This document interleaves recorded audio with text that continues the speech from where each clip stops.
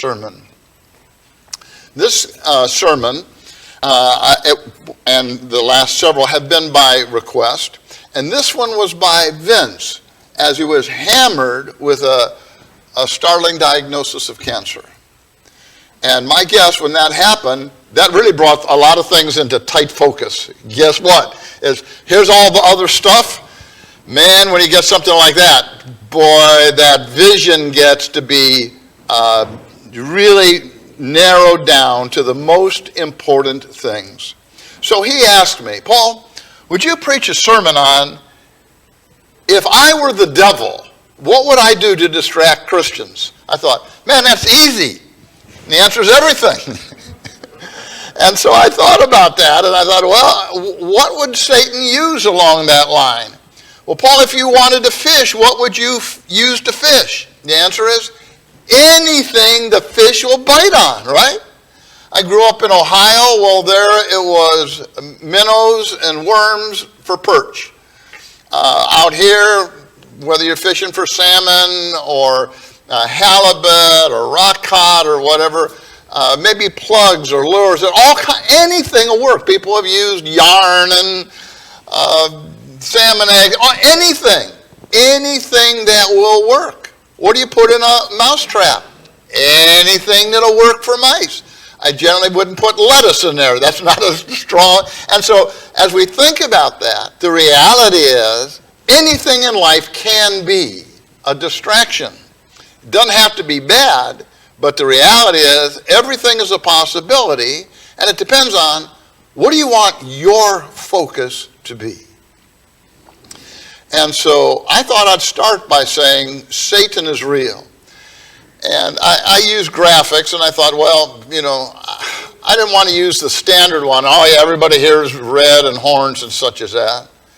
But the reality is, Ephesians chapter 6 and verse 12 said, our fight is against the rulers, against the authorities, against the powers of this dark world, against the spiritual forces of evil.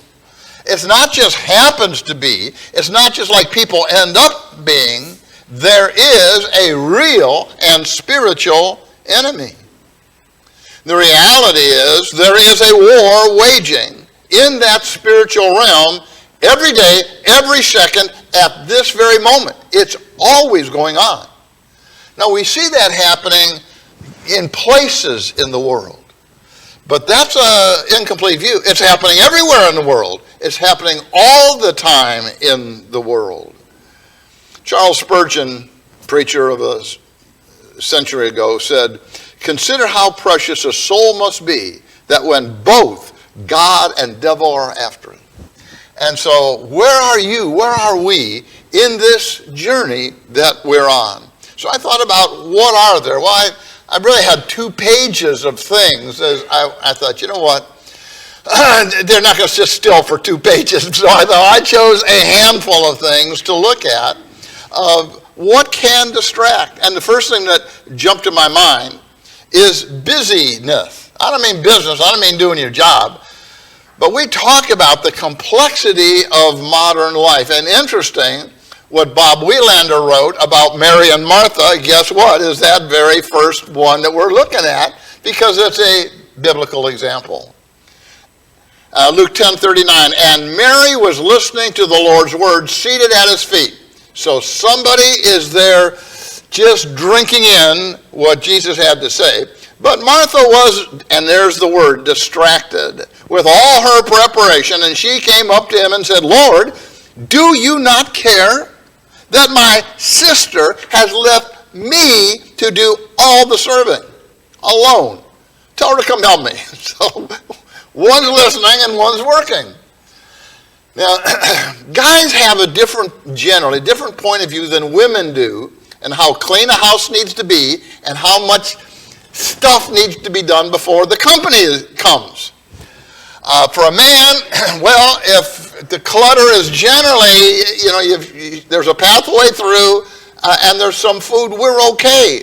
That's not where women usually are.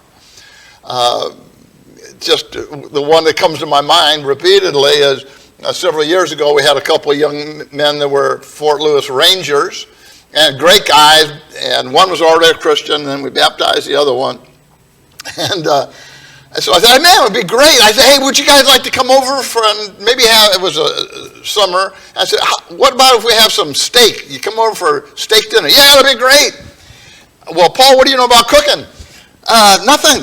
And so I went to the store and I said, look, I've got some Army Rangers. And, what kind of steak? And the meat cutter lady came out and I said, pick us some good ones. She came out from behind the counter and I said, what kind of steak we want? She said, what you want is ribeye. Good.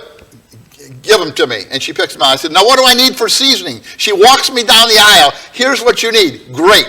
We get home. I've got a barbecue. I said, either you guys know how to barbecue. I don't know how to barbecue. Guys, I do. Okay, you cook it. So now we got steaks on the grill. Man, already, even now, my mouth is watering. Glenda comes out and says, where's the salad? I said, what?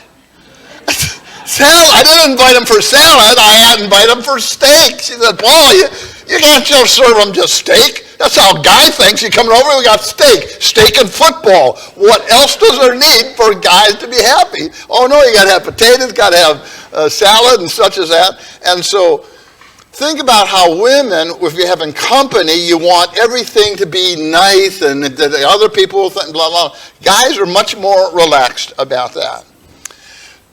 But the Lord answered and said to her, Martha, Martha, you are worried and bothered about so many things, and only a few things are necessary, and really only one. And Mary has chosen a good part. I know how that is, and we guys try to help, but to us that's not that big a deal. But to women it is. And so if you love your wives, you're going to help and get all the things ready. But you think about in life what distracts us. People feel like, man, if there's a cobweb over here, or a kid's toy over there, what do the people think? Generally they think, wow, they're people like us. They don't freak out over stuff like that.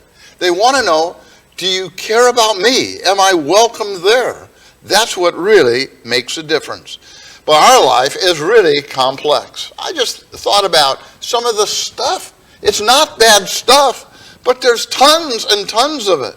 There's emails and texts and calls. And I put in the should-dos and the must-dos and the social obligations and the bills and the notes and the flowers and others' expectation and the dog and the house and the yard. And there's just stuff. And the doorbell's ringing and the washer overflowing and the dishwasher, blah, blah. All this stuff happens all the time. I have a list. In fact, it's on my phone. It's my to-do list. It always stays there. The number of things just change. You cross some off the top, add some on the bottom, and everything gets pushed up. It never ends. And I tell people, one of these days, there's going to be a plot in the ground. They're going to be poke me into it. And somebody's going to come up, Paul, there's more to do. I said, that's right, but I'm out of here. And so there's always something to do. And it is so distracting. Now, what about us? What if we have the right attitude? Think about this. What's the most important focus in your life? And are you pursuing that right now? If you say, yeah, well, I was going to mean to, but I have kind of these things, and, there's the dogs and the neighbors and expectations and extended family. What's most important? Your relationship with God, your care for your family, for your children, the kind of influence you can have for others. I like a mowed lawn. Glenda thinks we ought to have somebody come in and mow it. Don't need that. I mow it twice a summer anyhow. Well, and the funny thing, we walk around the block and it's like that old redneck saying, so how you can tell you're a redneck is you mow your lawn and you find your pickup there. Well, it's not that bad for us. I'll get up a few inches. Because there's other things, that's important. I like it to look nice. But people are more important than grass. Grass will be there. What's the most important things in your life? And are you doing them now? Or are you really too distracted? What Satan distracts with is wealth and materialism. Wealth's not bad. God gives the power to make that. He made the material world. But in Luke chapter 12 and verse 18, he said, here's the rich man, said, I'll tear down my barns and build bigger ones, and there will I store all my grain and my goods. And I'll say to myself, you have plenty of good things laid up for many years. Take life easy. Eat, drink, and be merry. Now I can retire. In verse 20, God said to him, you fool, this very night your life will be demanded of you. I think about that because I was young and saw a tragedy and life and death situation. 10 years old, became highly aware of that. And so I kind of stay in tune with that so it doesn't sneak up on me. But think about what can take life in an instant. You say, well, yeah, but I'm young, and man, I got 90 years ahead of me. Car crashes snuffs out life in a blink. Natural disasters, hurricanes and flood. We don't have a lot of those, tornadoes and things like that here. Floods, some other parts of the countries are really hammered by that. Undiagnosed disease, heart attack, arrhythmia, brain hemorrhage, home invasion, anything. And so as you think about that, think about that attitude of Jesus saying in Matthew 6 and verse 2, where your treasure is, there is your heart also. You get diagnosed with an illness. Your child is in a tragedy. All the stuff, the fluff, the email, the grass, doesn't matter anymore, does it? Because why? Here's the most important person in your life, and you're going to do whatever you can to take care of them. Where's your treasure? Wealth isn't evil, but it does distract. In 1 Corinthians 1 and verse 26, not many wise, not many mighty, not many noble are called. Why? Because there's other things that demand their attention. About a week ago, I saw a note, I think it was Steven Spielberg, and here's, the Star Wars and such, others, and about how here's the super rich and their yachts, and this one's $4 million, and this one's $13 million, and this one's, $189 million. And I thought, wow. And then I thought, I tend to be more practical. I said, what would it take for upkeep for that? They said, well, for the high end, you got to have a staff, and you pay them, and that's $5 million a year.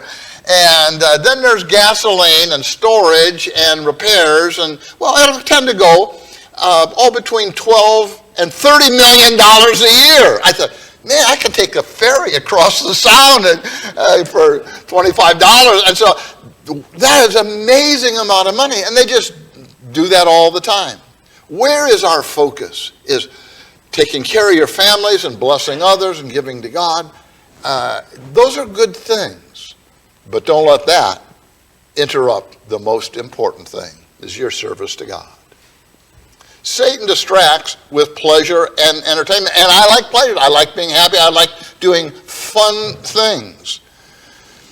And Apostle Paul says to Timothy in 1 Timothy chapter 3, verse 2, and then I'll drop to verse 4, he said, men will be lovers of pleasure rather than lovers of God. And so I put here, Seahawk football up on the screen. All right, Seahawks are playing. I watched them every year, except this year. I said, I got to pay extra to watch the Seahawks. I said, you know what? I'm not going to do that this year. I like Seahawks. I like football.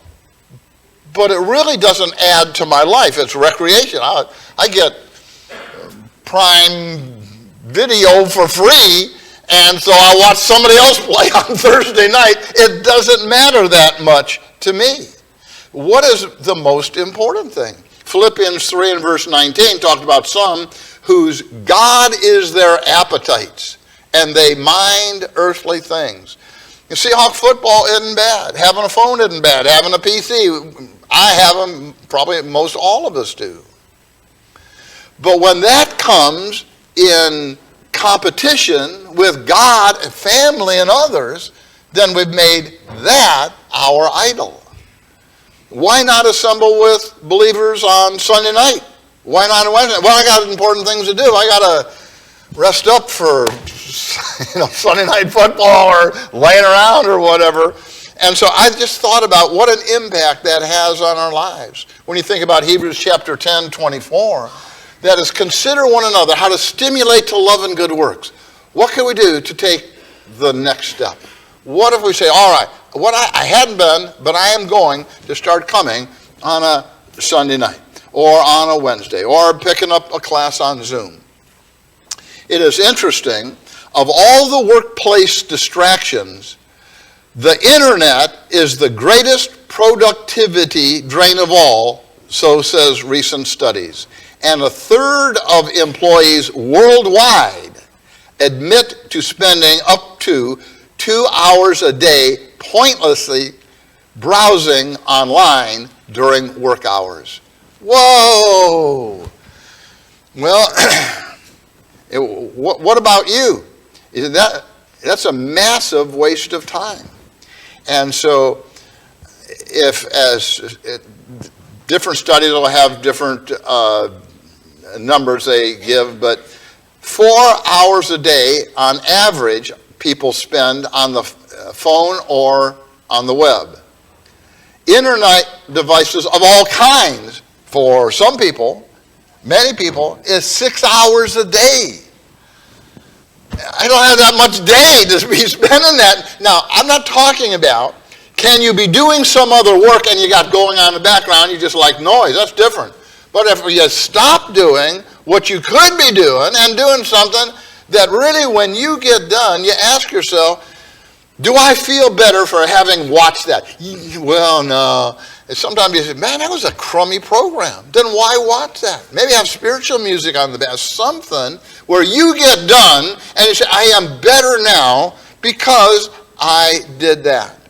In Psalm 101 and verse 3, it said, I will set no worthless things before my eyes. I like that. Well, prioritize. What's the most important thing to you? It used to be, guys would come home, read the newspaper. Now you get on the web, on your PC, on your phone, blah, blah. What about the kids? You're spending time with them. Say, hey, let's do something really cool together. Let's go. And you find something that appeals to them, that's good for the family, and really spend great time together. Satan distracts with good things, but then makes them the priority. Satan distracts with sinful habits and guilt. In 2 Samuel 12, and I just summarize this in verses 20, not down through 4, but 20 down through 24. Here is where David, in his sin with Bathsheba, he looked where he shouldn't have looked. He sent for who he shouldn't have sent for, and did what he shouldn't have done. Now, the reason I just brushed by that is because you can apply that to anything in life when we've stepped across the line and doing something we shouldn't be doing, thinking something we shouldn't be thinking, involving somebody else that we shouldn't be involving. Now, the point I want to make is, what kind of ripple effect did that have in David's life? Nathan the prophet said, the sword will never depart from your house. When you look at him and the result of that, there was a pregnancy, a man's murder, national disgrace, God dishonored, his daughter raped. This is sequentially, obviously not all at once. A family rebellion. He can't, because of his own sin, can't reasonably address his son's sin. There's an assassination plan by one of the sons, and including the baby. In total, 3 sons die because you made wrong choices. Man, that sends chills down me. If we think, before we take the next step, whatever it is, if it's in the wrong direction, ask, do I like where that journey is going to take me?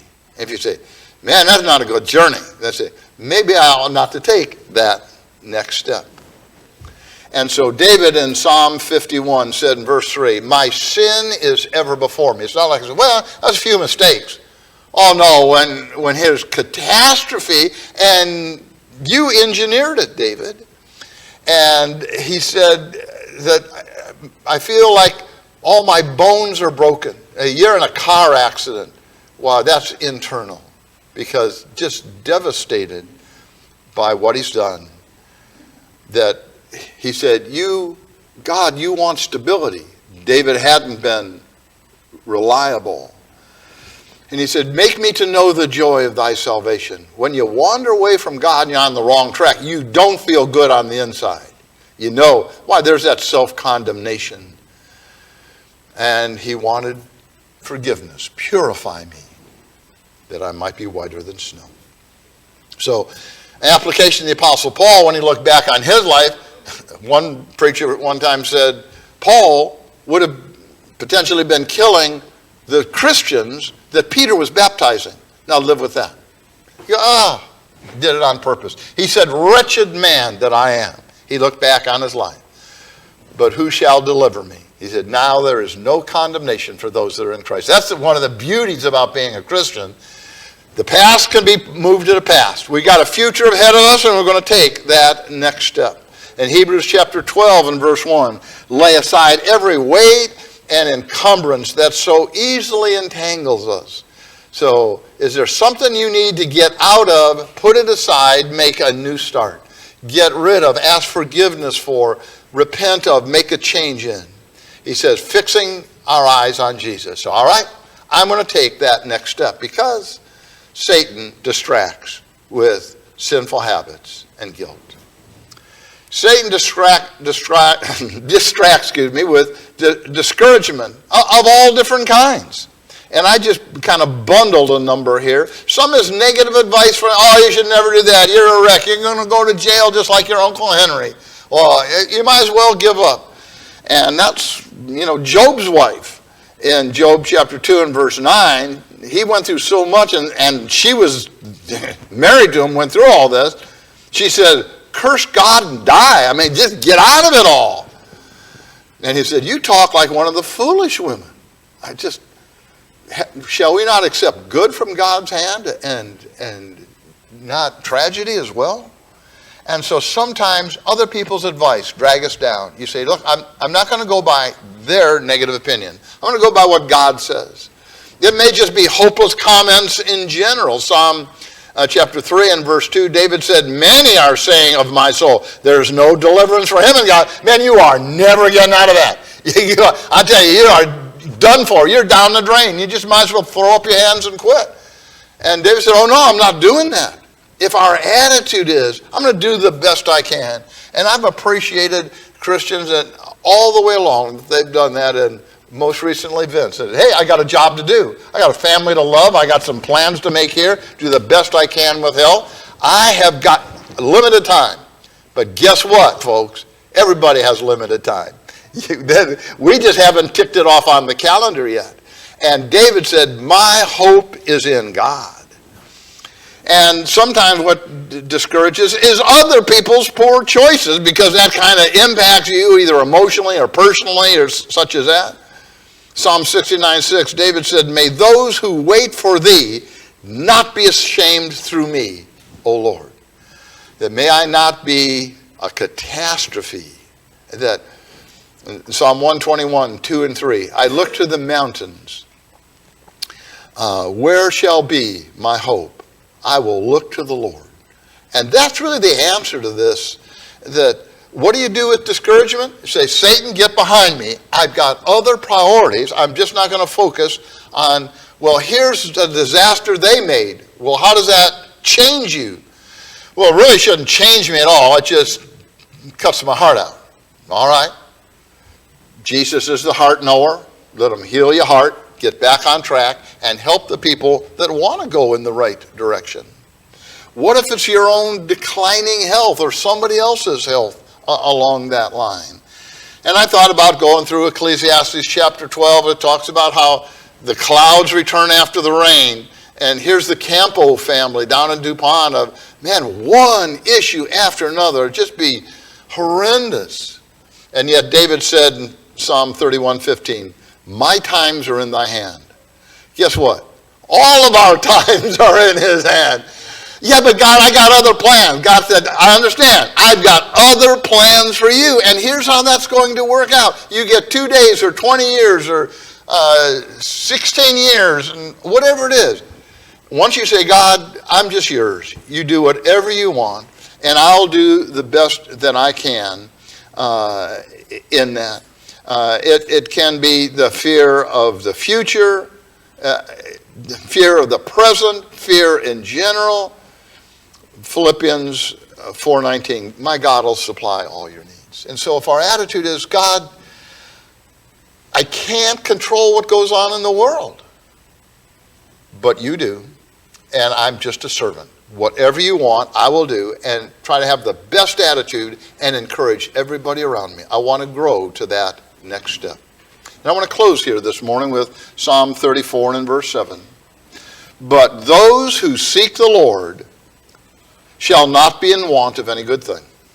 Once you say, there's my focus, how do you deal with distractions? Say, look, we have a law in Washington, and you're not supposed to be on your phone while you're driving. Have you ever touched your phone while you're driving? I'm not asking for any answer. Yeah, but this is important. Yeah, well, wham! And you get smack somebody else or get smacked by them. I was here we live in Federal Way, and I'm sitting at a stoplight. I get hit by, 35 miles an hour, wham, by this gas. I'm in my pickup, and she's in a little Jeep Cherokee or something. And it slammed me, pushes me through the stoplight. I'm in the middle of the intersection. I thought my car blew up. But I thought, wait a minute, my car didn't blow up. I got hit from behind. Guy on a motorcycle pulls around and says, I saw it all. She was on her phone. The little gal gets on the phone. She said, I went on my phone. I said, yeah? How come you hit me? I'm standing still at a stoplight. Her focus was somewhere else. So she said, all right, I want to take the next step. What am I going to do? I'm going to get that focus narrowed down. Christ is most important in my life. What's that next step for you? Is it repentance? Is it being baptized into Christ? If it's studying to find out what would God have me to do? Are you a believer and say, I'm really not doing wrong things, but I'm really not focused on the right thing. Whatever is your focus. Is your focus on the Lion of Judah? I came this little graphic. Here's a kind of a cub looking in the water, but who's looking back is the mature lion. And that's what Jacob talks about, how Judah, the Lion of Judah, the line of Christ, that he would be a lion's cub. We're serving him. And so what distracts? Everything distracts. And we just have to say, all right, what's most important? Then I'm going to do the most important thing right now. And we'd be glad to help you, however that is. We're going to be singing a song, number 207. Let's be standing. Hark the gentle voice. God's saying, I'm calling. Are you ready to answer that call?